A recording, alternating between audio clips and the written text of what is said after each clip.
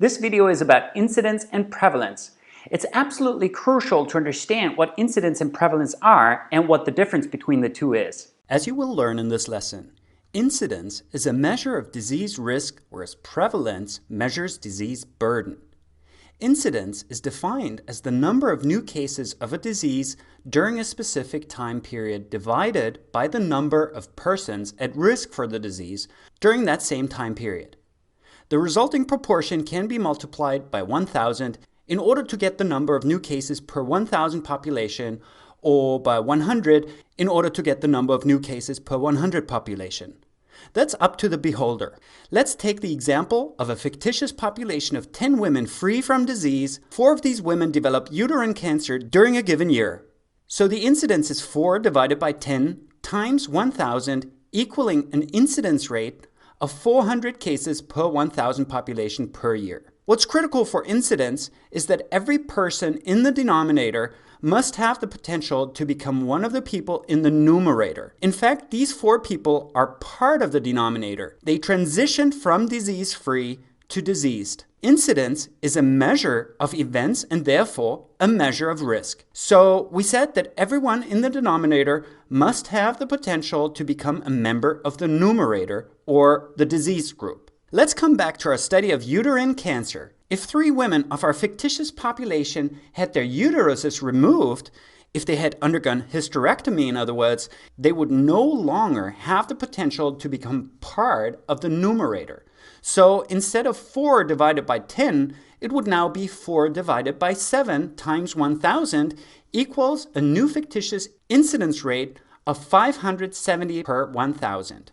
Now, what about prevalence? Prevalence is defined as the number of affected persons in the population divided by the number of all persons in that population at a specific point in time. So, in this fictitious example, it would be 3 divided by 10 times 1,000, which would mean that we have a prevalence of 300 per 1,000 population. And what's the difference between incidence and prevalence?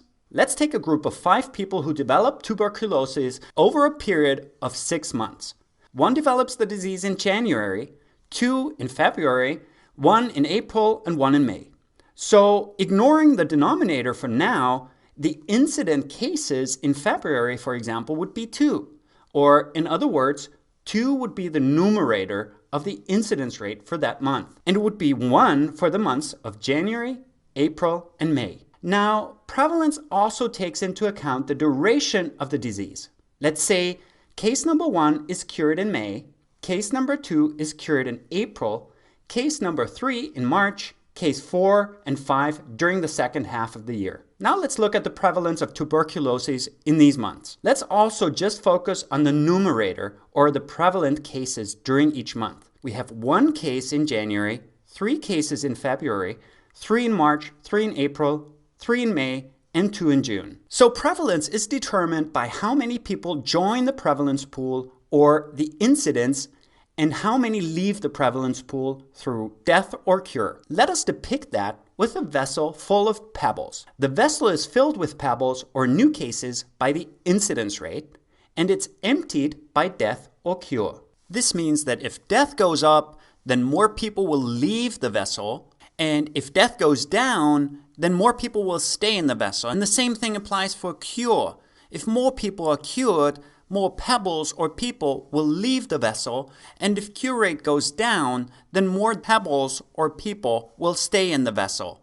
Let's have a closer look. Let's say this is our baseline prevalence. Now, what happens to prevalence if incidence goes up? While death and cure stay the same? It has to go up, right? What happens if incidence stays the same, but death goes down, while cure rate stays the same? It will go up since fewer pebbles will leave the vessel. What if death goes down and cure rate goes up? Well, as you probably guessed correctly, prevalence will decrease since more pebbles will leave the vessel. So prevalence is a measure of disease burden. As such, it is a great tool for planning the allocation of health services. So prevalence is incidence times duration. And duration is determined by the death rate or the cure rate. If the death rate or the cure rate go up, then the disease duration will be shortened. If death rate and cure rate go down, disease duration will be prolonged. At most points in time, prevalence will be lower with shorter duration and higher with longer duration of disease.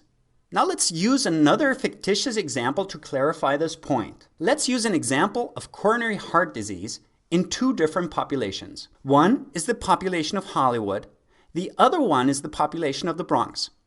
Our fictitious Hollywood has a prevalence of 50 cases per 1,000 population. The Bronx, on the other hand, has a prevalence of 10 per 1,000. So, to the person who's not familiar with the fact that prevalence is not a measure of risk, but rather a measure of the burden of the disease, it looks like folks from Hollywood are at an increased risk of CHD. But that conclusion is not true at all here. Let's look at the incidence rates, duration of disease in both locations. Incidence is 5 per 1,000 per year in both locations. But duration of disease is 10 years in Hollywood due to better care, whereas in the Bronx, people die from CHD after 2 years. So, in fact, the higher prevalence in Hollywood is just an expression of better care of an incurable disease. You see, we said prevalence is equal to incidence times duration. So 5 times 10 is 50, and 5 times 2 is 10.